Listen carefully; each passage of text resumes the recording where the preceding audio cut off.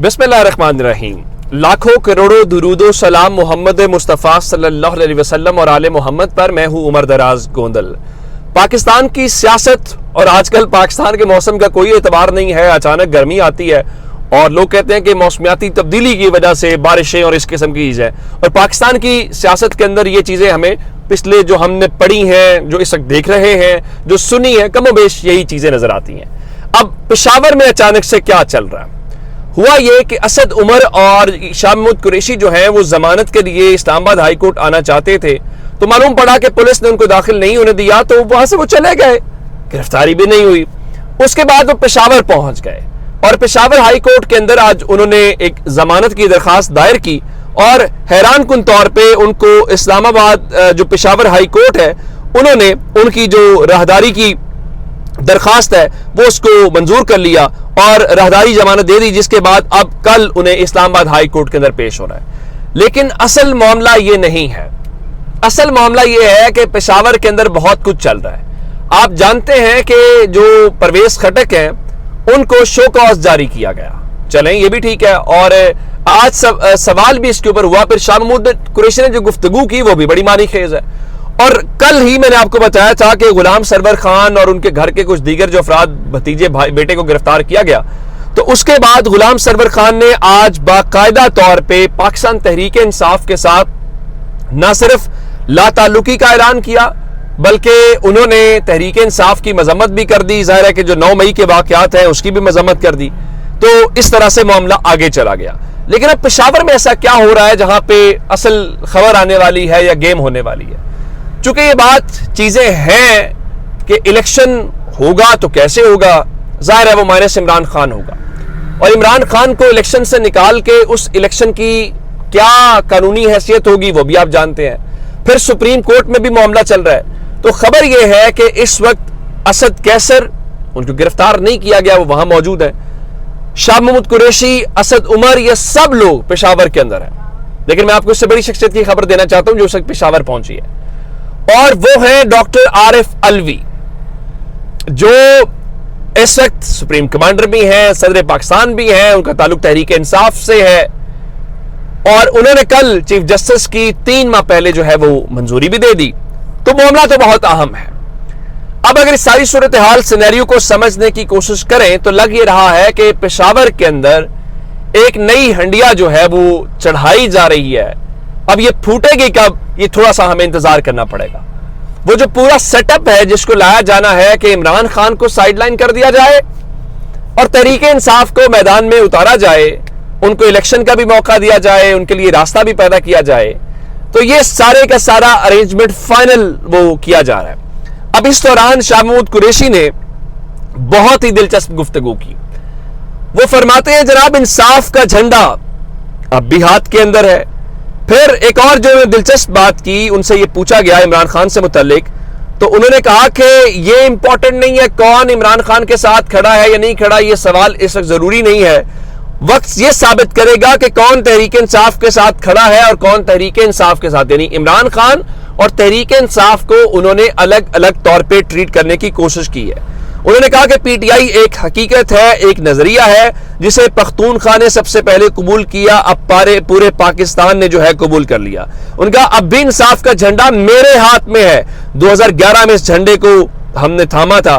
फिर उन्होंने कहा कि परवेज खटक के मुतालिक अभी कुछ नहीं कह रहा है, उनको सवालों के जवाब भेजे हैं, उन सवालों के जवाब आएंगे तो जवाब मिल जाएगा। बिल्कुल ठीक है, गुलाम सरवर खान की गिरफ्तारी हो गई, जो लोग वो उन्होंने छोड़ दिया तो रिहाई भी हो जाएगी। आगे चल के वो पंजाब के अंदर उमर सरफराज चीमा, जिनको तहरीक इंसाफ ने भी याद नहीं किया जब इक्तदार के अंदर थे, और जब इक्तदार खत्म हुआ तो याद आ गए, लेकिन उन्होंने बहरहाल कमाल वफादारी निभाई। आज उनकी अहलिया उनसे मिलने के लिए आई हुई थी और उनको इहाता अदालत से गिरफ्तार कर लिया गया। हालांकि ये सुप्रीम कोर्ट के फैसले की खिलाफ वर्जी है, कोई बात नहीं है। जिस तरह से आज जब समाअत हो रही थी तो जस्टिस आयशा मलिक साहबा ने यह सवाल उठाया जो मिलिट्री कोर्ट्स का और आर्मी एक्ट का था कि क्या उसको चैलेंज एफआईआर के अंदर जो एफआईआर दर्ज हुई है कि उसको चैलेंज किया गया, तो उस पर खोसा साहब ने बड़ा दिलचस्प जवाब दिया। उनका कोई जरूरत कर सकता है चैलेंज करने की? उनका जो सुप्रीम कोर्ट का हुक्म इस मुल्क में नहीं माना जाता, तो आप क्या ख्याल है कहीं और से हो जाएगा? ये बड़ा एक दिलचस्प सी सूरत हाल वहां पे जो है वो पैदा हुई। और हुकूमत का अंदाजा ये लगाइए کہ یہ آج پھر میں آپ کو جو بتا رہا تھا پشاور والا، تو پشاور ہائی کورٹ بار کے اندر آج شامود قریشی نے، اسد کیسر نے اور ان سب نے وہاں پہ جو ہے وہ شامود قریشی کی 67ویں سالگرہ کا کیک شیک بھی کاٹا. تو یہ معاملہ تو وہاں پہ ہوا. اور میں آپ کو اب لے کے جانا چاہتا ہوں سپریم کورٹ کے حوالے سے. آج جو سماعت تھی وہ آج کے روز مکمل ہو گئی اور اب کل کے روز جو ہے وہ یہ سماعت ہوگی، لیکن چیف جسٹس ذرا موڈ میں نظر آ رہے ہیں.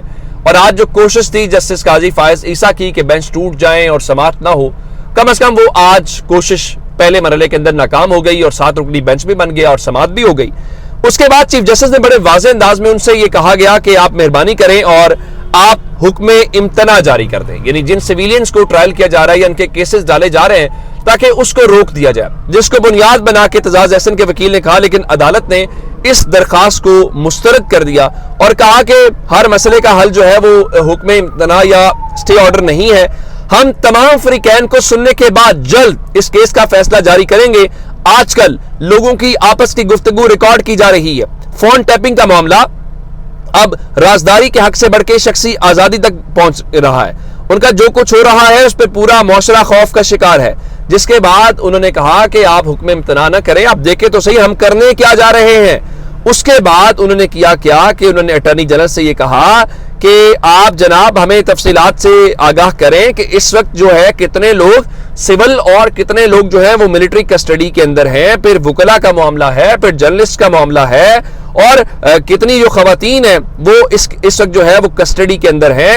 تو حکم امتناع کی درخواست کو مسترد کرتے ہوئے فی الحال انہوں نے اس بارے میں مزید جو تفصیلات ہیں وہ فراہم مانگ لی ہیں، لیکن یہ واضح کر دیا ہے کہ جناب وہ اس معاملے کو جلد از جلد نمٹائیں گے بھی اور اس کیس کو. لیکن بڑے اہم سوال آج جو ہیں وہ ہوئے اور جسٹس عائشہ ملک صاحبہ نے کہا کہ آرمی ایکٹ تو آرمڈ فورسز میں کام کرنے والوں کے متعلق ہے، کیا آپ نے اس کو ایکٹ کو چیلنج کیا ہے؟ یا آفریدی صاحب کا کہنا تھا کہ ملزمان کو سیکشن 549(3)(a) کے تحت ATC نے ملٹری حکام کے حوالے کیا. آرمی ایکٹ کے تحت سزا کم ہے اور عام قانون میں سزا زیادہ ہے. جسٹس منیب اختر نے کہا کہ وزارت قانون کی ویب سائٹ پر 549 کی سب سیکشن 3 ہے ہی نہیں ہے.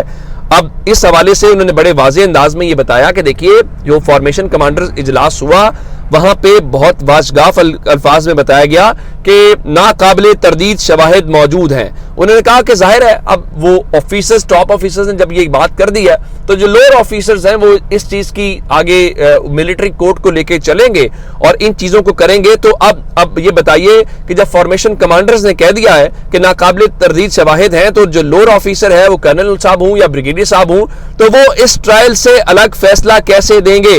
اور پھر بعد میں جو نیشنل سیکیورٹی کمیٹی کا اجلاس ہے اس کا بھی فیصلہ جو حوالہ دیا گیا. تو بہت ساری باتیں ہونے کے بعد اب جب تفصیلات مانگ لی گئی ہیں کہ کتنے جو لوگ ہیں ان کے وہاں پہ ٹرائل ہو رہے ہیں تو کل صبح 9:30 بجے تک سماعت جو ہے وہ ملتوی کر دی گئی ہے. عدالت جو ہے وہ اس موڈ کے اندر ہے کہ اس معاملے کو جلد از جلد نمٹایا جائے. لیکن میں وہ تو جو ہوگا سو ہوگا. ایک خبر آپ کو اور دینا چاہتا ہوں کہ آج اسحاق ڈار صاحب جو ہیں وہ کس حالت میں حکومت ہے. وہاں پہ ہمارے ایک دوست رپورٹر ہیں انہوں نے سوال کر لیا یہ جو IMF کے مذاکرات دیگر چیزوں کے اوپر تو اس کا جواب نہیں دیا گیا. الٹا اسحاق ڈار صاحب کے اوپر مبینہ طور پہ لوگوں نے کہا کہ انہوں نے تھپڑ مارا ہے. وہ فوٹیج کے اندر بھی کچھ مناظر ایسے ہی نظر آ رہے ہیں کہ جیسے تھپڑ اگر نہیں بھی تو کم از کم اس طرف وہ رش کر کے گئے ہیں. اور پھر انہوں نے سیکیورٹی حکام کو کہا کہ آپ اسے فون لے لیں. انہوں نے فون بھی لے لیا. اب آپ کے پاس اگر سوالوں کا جواب نہیں ہے تو پھر آپ کو ابھی تو قوم کا سامنا بھی کرنا ہے. ابھی تو کم از کم آپ رپورٹرز کا ہے. دوسری جانب پیرس میں موجود ہے شہباز شریف. انہوں نے جو MD IMF ہے ان کے ساتھ ملاقات کی اور کہا ہے کہ امید ہے عالمی مالیاتی ادارہ فنڈ جلد جاری کرے گا. اس سے پاکستان کے معاشی استحکام کے لیے جاری کوششوں کو تقویت اور عوام کو ریلیف ملے گی. پاکستان میں تو آپ کہہ رہے تھے ہمارے پاس پلان B ہے, وہاں کہہ رہے ہیں پیسے جلدی جاری ہوں گے. چلیں اللہ کرے پاکستان کے لیے کچھ اچھا ہی ہو. اپنا بہت سارا خیال رکھیے گا. خدا حافظ.